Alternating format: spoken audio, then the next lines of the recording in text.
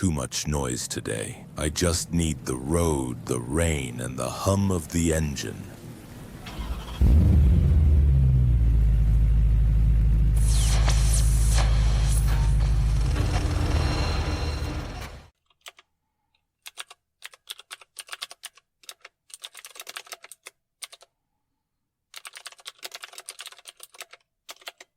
Have you ever felt like there's a part of you don't really understand?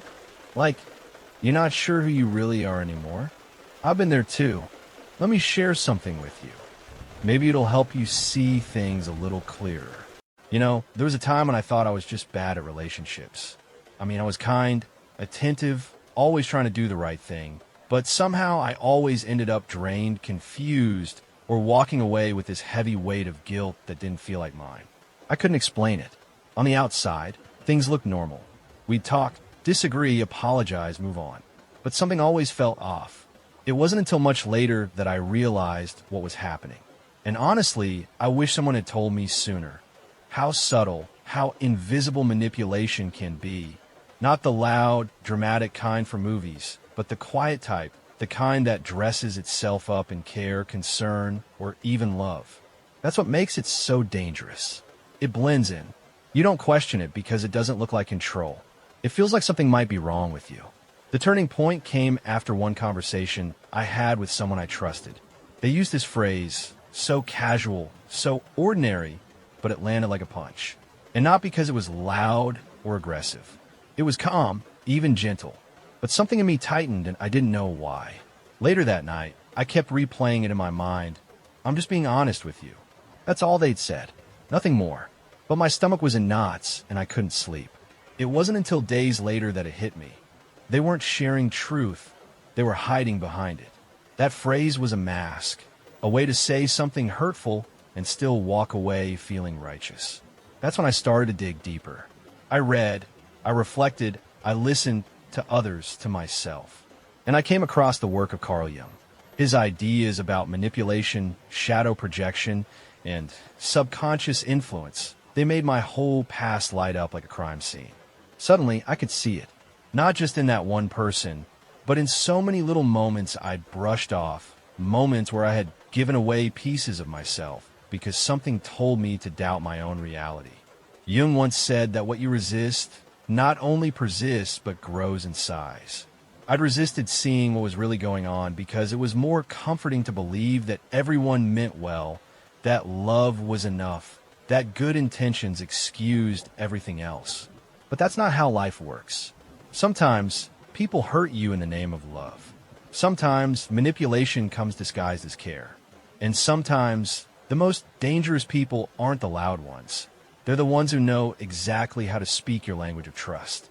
Looking back, I realize how often I'd second-guess my feelings. How often I'd apologize for reacting to something that genuinely hurt. How often I'd swallow discomfort because maybe I was just being too sensitive. I didn't know then that this was part of the manipulation.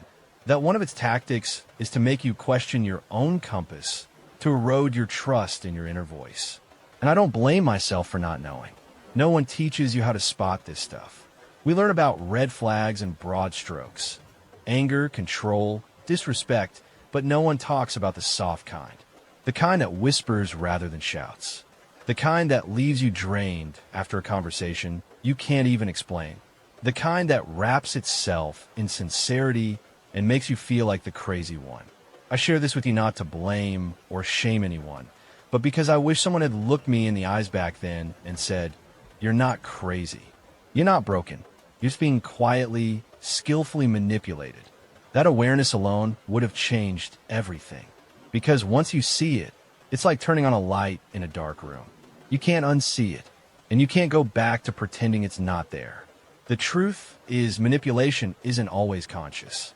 Some people do it because that's all they've ever known. They've learned to survive through control, guilt, and emotional bait. But just because it's unconscious doesn't mean it's harmless. And just because it's not loud doesn't mean it's not real. If this resonates with you, if you've ever walked away from a conversation feeling confused, small, or strangely guilty, please don't ignore it. That's your body trying to tell you something. It knows long before your mind does. Listen to it. Trust it. It's not being paranoid. It's being wise. There's more I want to share about what I learned, about the phrases that crack things open for me, about how I finally began to reclaim myself. But for now, I just want you to know you're not alone. And what you're feeling, it matters. Even if no one else sees it yet. Even if the words sound innocent. You feel what you feel for a reason. Don't let anyone talk you out of that. There's this moment in every awakening when you stop asking, what's wrong with me? And start wondering, what if it wasn't me at all? That shift doesn't come easily. For me, it came slowly, quietly, like fog lifting just enough to see the outline of something I hadn't noticed before. And what I saw was a pattern. Not just in one person or one relationship, but everywhere. This recurring thread of confusion, doubt, and emotional exhaustion that followed certain kinds of conversations like a shadow. The realization didn't hit all at once. It came in pieces, fragments of past arguments, old texts, comments that haunted me for reasons I couldn't explain. The phrase, "you're overreacting," showed up again and again, wearing different clothes, but always delivering the same message. Don't trust your emotions. And for the longest time, I didn't. I doubted every instinct, apologized for every feeling, and convinced myself that being mature meant being emotionally quiet. But something about that didn't sit right anymore. I started paying attention, not to what was being said, but to how I felt afterward. And it was always the same, smaller. Like I'd shrunk myself to make someone else comfortable. Like I had to trade authenticity for peace. I didn't have the language for it then, but now I know. I was being gaslit.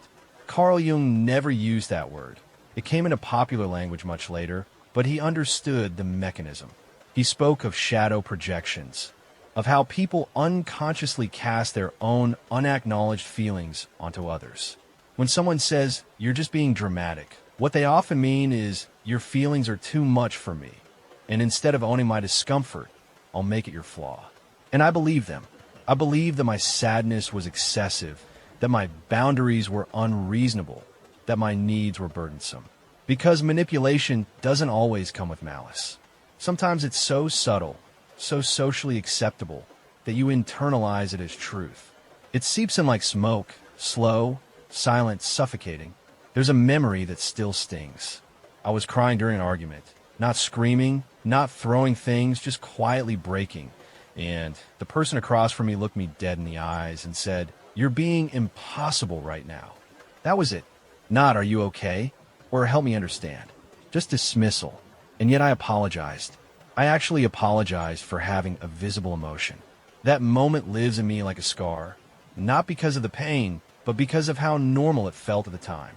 It took me years to undo that reflex, to stop apologizing for my feelings, to start validating my own experience without needing someone else to agree.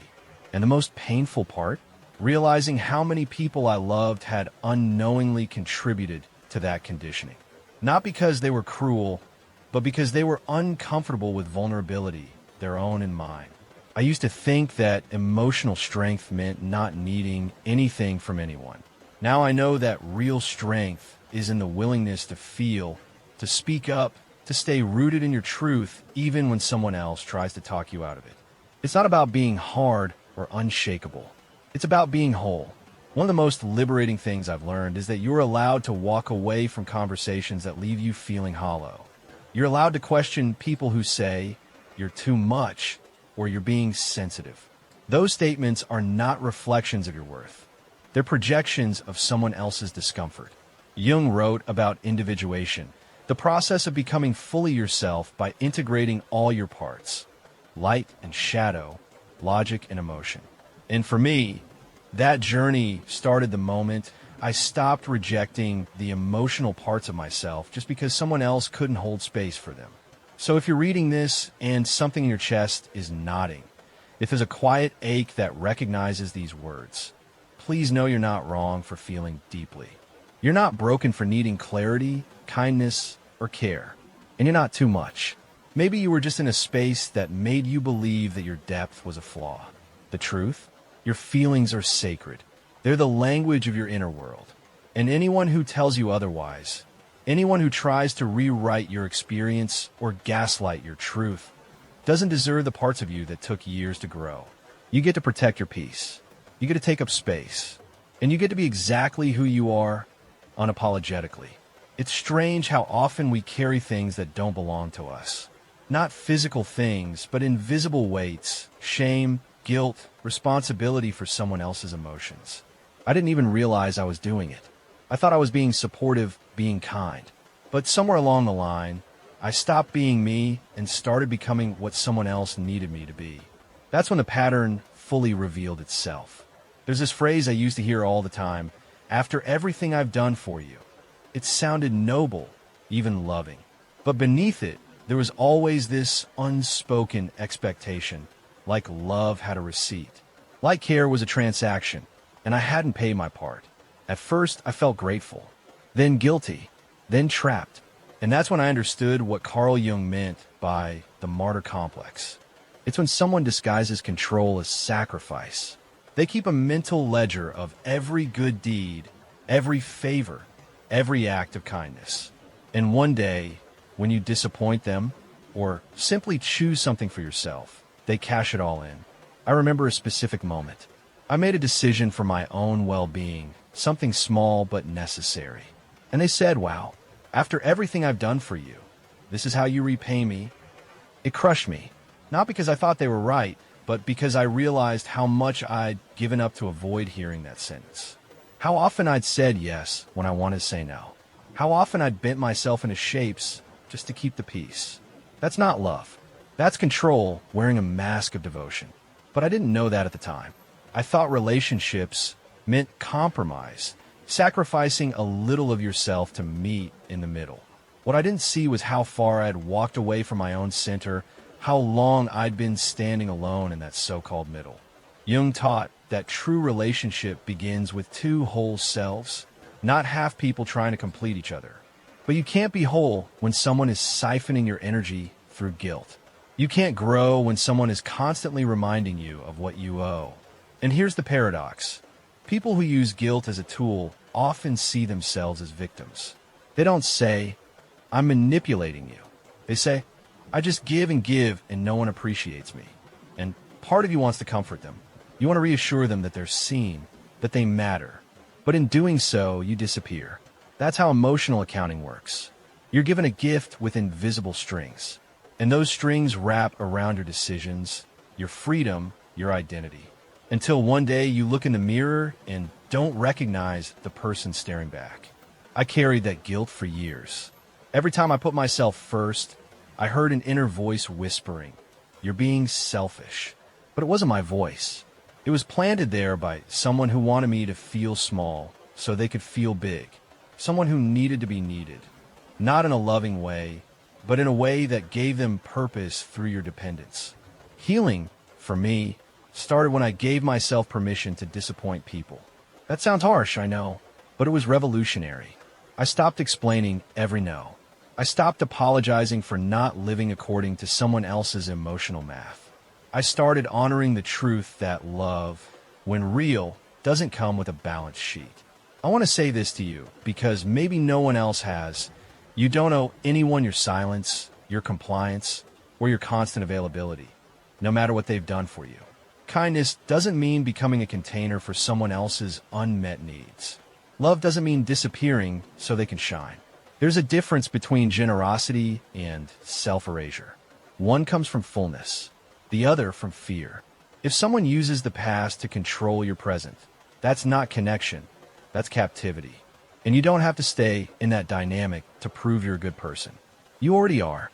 So if this is something you've lived, if guilt has been a leash around your decisions, if after everything I've done echoes in your memory, please hear this. You are not ungrateful. You are not unkind. You are finally waking up. And waking up means seeing that true love doesn't keep score. It gives and lets go. It trusts and doesn't tally. It asks for respect, not repayment. And it never, ever demands that you shrink. There's a kind of pain that's harder to name than sadness or anger. It's the quiet ache of being blamed for someone else's chaos. I didn't notice it right away. At first, I thought I was just being compassionate. I thought, if they're hurting, maybe I did something wrong. But over time, I started to see the pattern. No matter what went wrong, it was always somehow my fault. You made me do this. That's what they'd say. Not in a loud, dramatic way. Sometimes it was soft, almost tender. I wouldn't have said that if you hadn't pushed me. Or, you know how I get when I'm upset. You should have just left it alone. And every time I believed it, I replayed the scene in my head, searching for where I might have misstepped, what I should have said differently, how I could have avoided the outburst. But here's the truth I wish I'd known sooner. Adults are responsible for their own actions. No one makes anyone else explode. No one causes someone to lie, cheat, belittle, or hurt. And when someone tells you otherwise, what they're really doing is handing you their shame and asking you to carry it. Jung called this projection. It's when someone can't or won't face the parts of themselves they dislike, so they pin them onto someone else. Their fear becomes your fault. Their anger, your provocation. Their cruelty, your punishment for being too difficult, too emotional, too much. Once, after a particularly tense moment, I found myself apologizing just to stop the storm. Not because I believed I was wrong, but because it felt like the only way to restore peace. That's the most insidious part of this dynamic. You begin to think that taking the blame is the loving thing to do. That peace is more important than truth. That silence is safer than honesty. But peace bought with self-betrayal never lasts. I remember standing in front of the mirror one morning, brushing my teeth, and catching my own eyes in the reflection. I looked exhausted, not just physically, but emotionally, like I'd been trying to carry two people's worth of feelings for far too long. I kept hearing their voice in my head. I wouldn't be like this if you were different. And suddenly, for the first time, I thought, what if that's not true? What if they'd be like this no matter who stood in front of them?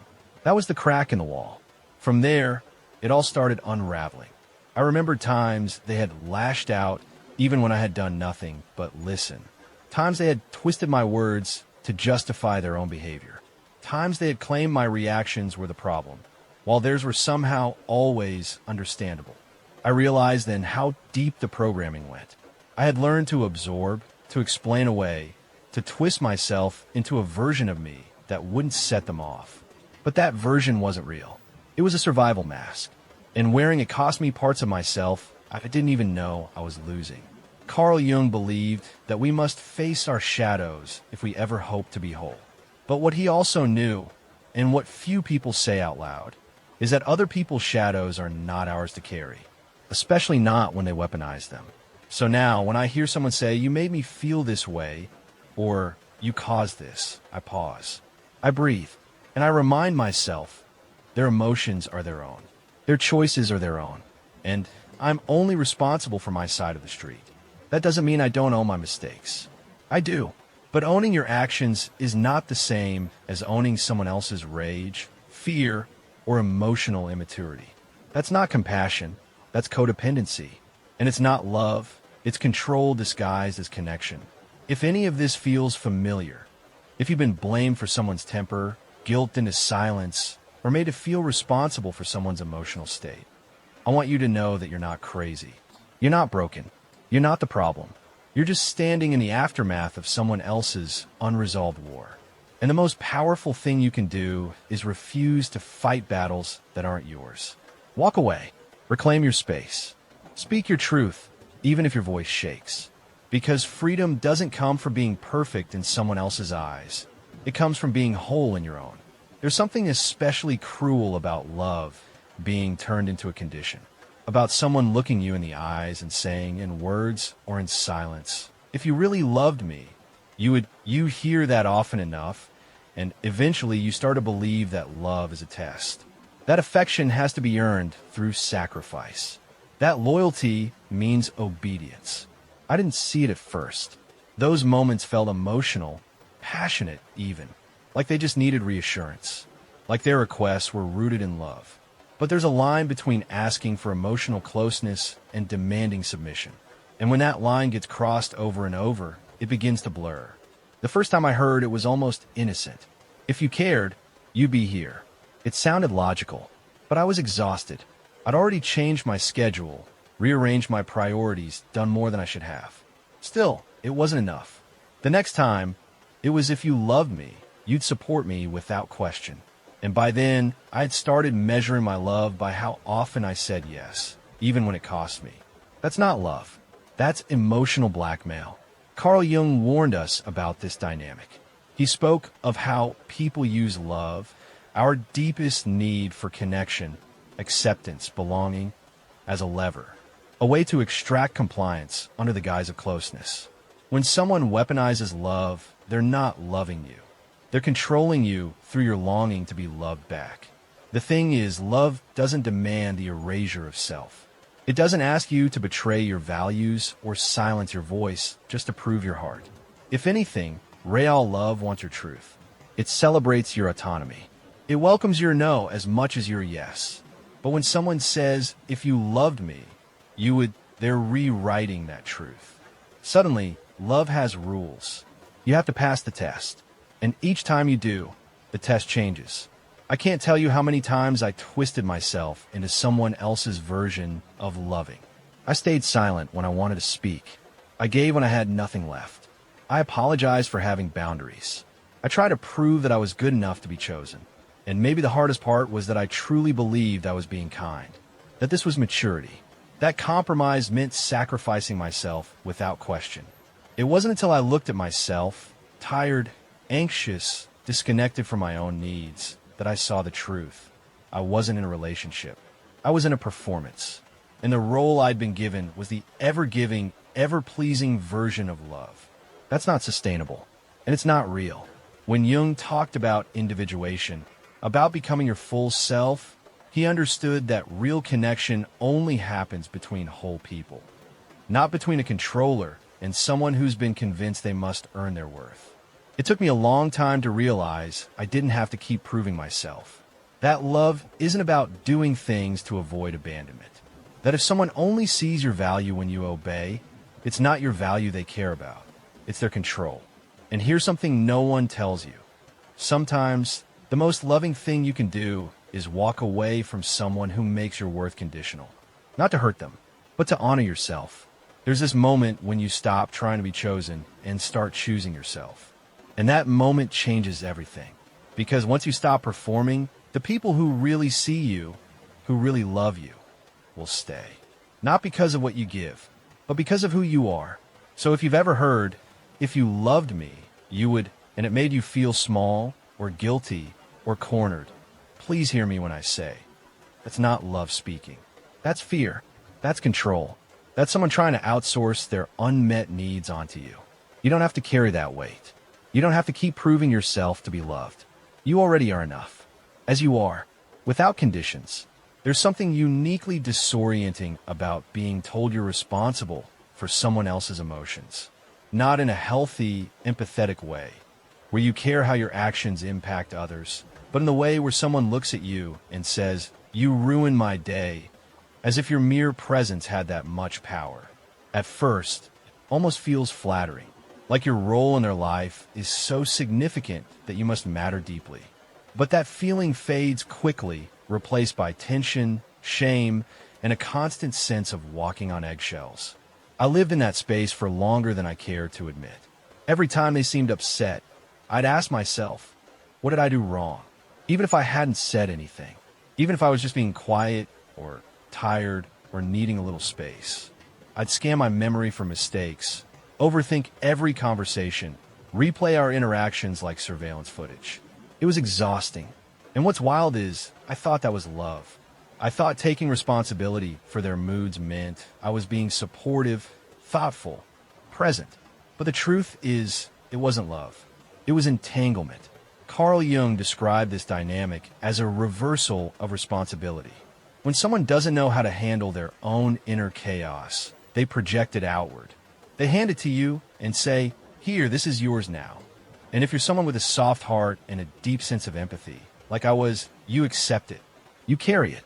You start believing that if you were more patient, more careful, more perfect, they'd be okay. But that's a lie. No one, no matter how kind, wise, or loving, can regulate another person's emotional world. We can support, yes. We can listen, but we cannot own their reactions. And the moment someone starts saying things like, you make me feel this way, or this is your fault, without taking any accountability, You're no longer in a relationship. You're in a power dynamic. I remember one evening clearly. I had had a rough day, just emotionally depleted. When I walked in the door, I didn't smile. I didn't engage. I just needed a moment to breathe. And their response? Wow, thanks for ruining the vibe. It hit me like a slap. Not because it was loud, but because it instantly flipped the script. My emotions were now a problem. My silence, an offense. My fatigue, a personal betrayal. That was the night I realized how often I had swallowed my own needs to avoid upsetting them. How I had trained myself to perform happiness, to adjust my tone, my face, my timing, all to keep the peace. But it wasn't peace. It was self-abandonment. Jung said that the body knows before the mind does. And I believe him, because even when I couldn't find the words, my body was speaking. Tight chest, shaky breath, a sense of guilt that never made sense. My body was saying, this isn't right. This isn't yours. If that sounds familiar to you, if you've ever found yourself feeling guilty for things that weren't even yours to hold, I want you to know that guilt is learned. It's not your natural state. You were taught to take it on, and you can also unlearn it. One of the most empowering moments in my healing came when I stopped reacting. When, instead of rushing to fix their mood, I simply said, I see that you're upset, and I trust you to take care of that. It felt unnatural at first, even cruel, but it wasn't. It was a declaration of truth, of boundaries, of love for them and for myself. That's what people forget. Boundaries aren't walls. They're bridges. They create clarity. They allow real connection to happen, not the kind built on obligation or guilt, but the kind rooted in mutual respect. If someone truly cares for you, they won't make you responsible for their emotional storms. They'll share, but they won't offload. They'll express, but they won't accuse. They'll show up, but they won't expect you to fix them. So let this be your permission slip, your reminder that it is not your job to carry someone else's emotional weather. You can care without carrying. You can support without sacrificing your peace. And you can be loving without being responsible for someone else's healing. That's not cold. That's healthy. That's real. And it's how love survives without turning into bondage. There's a silence that follows awakening. Not the kind that's peaceful, but the kind that's heavy, like standing in the wreckage of something you thought was real, only to realize it was built on illusion. That silence came for me after I began seeing the patterns clearly. After I stopped explaining them away. After I stopped pretending that love should feel like guilt or loyalty should feel like shame. The hardest part wasn't spotting manipulation in strangers or distant acquaintances. It was seeing it in the people I loved most. The ones I grew up with. The ones who raised me. The ones I shared birthdays and Sunday dinners with. Because when you start to recognize emotional control, projection, and guilt tactics in them, something inside you breaks a little. It's not anger at first. It's grief. I grieve for the version of me that trusted without question. For the little kid who didn't yet know how to protect herself. For the teenager who thought love meant overextending. For the adult who kept bending, trying, proving, hoping. Carl Jung wrote that the first step to individuation is the confrontation with the shadow, not just the parts of yourself you've disowned, but also the truths you've been unwilling to admit about others. And nothing tests your courage more than acknowledging that some of the deepest wounds didn't come from enemies. They came from those who said they loved you. I remember a moment just a few years ago when I was on the phone with someone from my family. The conversation seemed fine until it wasn't. A casual guilt trip dropped mid-sentence. If you really cared about us, you'd call more. You used to be so sweet. It was said lightly, even with a chuckle. But it hit me like a slap. Not because it was new, but because it was old. Familiar. A phrase I'd heard since I was a child, repackaged again as love, concern, a gentle reminder. Except it wasn't love. It was control disguised as affection. It was the expectation that my worth was tied to performance. That my connection to them had to be earned through compliance. And I almost responded the way I always did.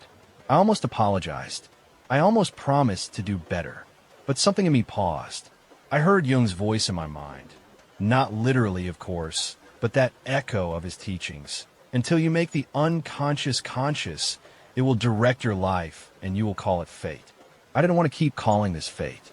I didn't want to keep playing the same roles in someone else's script. So instead, I said, I hear you, and I love you, but I'm not going to carry guilt for living my life. The silence on the other end was deafening. Not angry, just confused, because I had stepped out of the dance. I had broken the rhythm of manipulation. That's the thing. They're not always aware of what they're doing. Jung believed that most manipulative behavior comes from unconscious pain, fear, and unresolved inner conflict. Many people aren't malicious. They're just hurt, projecting their unmet needs and fears onto those closest to them. That doesn't excuse the behavior, but it does explain it. Still, understanding why someone manipulates you doesn't mean you have to tolerate it. And that's where real freedom begins. Not with confrontation or drama, but with quiet clarity. With the calm decision to no longer respond to guilt the way you used to. To stop internalizing shame that isn't yours. To let go of the belief that proximity equals obligation. What happens next isn't easy. You lose some people. Or maybe you don't lose them, but the relationship shifts. You become different, colder, distant. But in truth, you're not colder, you're clearer. You're no longer available to be controlled by hidden contracts and emotional debts. And the irony? Some of those very same people, once they realize their old tools no longer work, begin to meet you with more honesty, with more respect. Not always, but sometimes. Because your clarity becomes an invitation. I will love you, but I will not lose myself to do it. So if you're feeling the weight of seeing someone you love in a new, painful light, if you're grieving the fantasy of what the relationship could have been, if you're standing in that heavy silence, I just want to say, you're not alone. This pain has a purpose. It's the birthplace of your boundaries, the soil from which your authenticity will grow, and the space where the truest versions of love, mutual, free, unconditional, can finally take root. Let the silence come. Let clear the noise. Because on the other side of that silence is you. I used to think that strength meant having the perfect comeback, saying the right thing at the right time, catching the manipulator in the act, and calling them out with clarity and fire. But that's not what real strength looks like, not for me, and probably not for most of us. Real strength is quieter. It's the moment you don't respond the way you used to. It's when you feel the pull to justify yourself, to fix, to prove, and instead, you breathe. You stay still. You choose yourself. One of the most powerful tools I ever learned came from Jung's teachings. And honestly, it was so simple that I almost dismissed it. He said, when confronted with manipulation, the first thing to do is pause. Don't react. Just observe. That pause is everything. It breaks the trance. I started trying this. The next time someone said, you're overreacting, I didn't argue. I just repeated calmly, you think I'm overreacting. And then I left it there. No defense. No explanation. Just presence. The shift in energy was immediate. They didn't know what to do with it. Because manipulation thrives on unconsciousness, on automatic reactions. But when you bring consciousness into the room, the entire dynamic begins to unravel. That was step one, pause. Observe. Name. Step two was even harder. Listening to my body. Jung believed the body is a gateway to the unconscious, that it speaks in sensations when words fall short. I used to think my anxiety meant I was weak, that the pit in my stomach was something to ignore. But now I see it as wisdom, as a messenger. If my chest tightens during a conversation, that means something. If I feel drained after being around someone, that's not imaginary. That's data. So I started tuning in. I'd put my hand on my heart during moments of tension. I'd ask myself, is this mine to carry? Most of the time, the answer was no. And even when it was yes, that pause gave me space to respond instead of react. The third shift was the most transformational, refusing to play the game. Manipulators want urgency. They thrive on emotional intensity. They say things like, you never support me, or if you walk away now, we're done, hoping to spark fear, guilt, or immediate compliance. And for most of my life, I obliged. I'd rush to explain, to prove my loyalty, to make it better. But one day, someone said to me, I need an answer now. And for the first time, I replied, I'll think about it and get back to you. It was a small sentence, but it was an earthquake. That phrase, I need time to think, became my shield. It protected me from manipulation's most potent weapon, immediacy. It gave me space to check in with myself, to consider my needs, to detach from the emotional whirlpool long enough to find clarity. And it works. Every time, the more I practice these tools, naming, feeling, slowing down, the more power I reclaimed.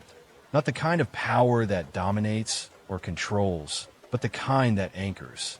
The kind that says, I am here. I know myself. I trust what I feel.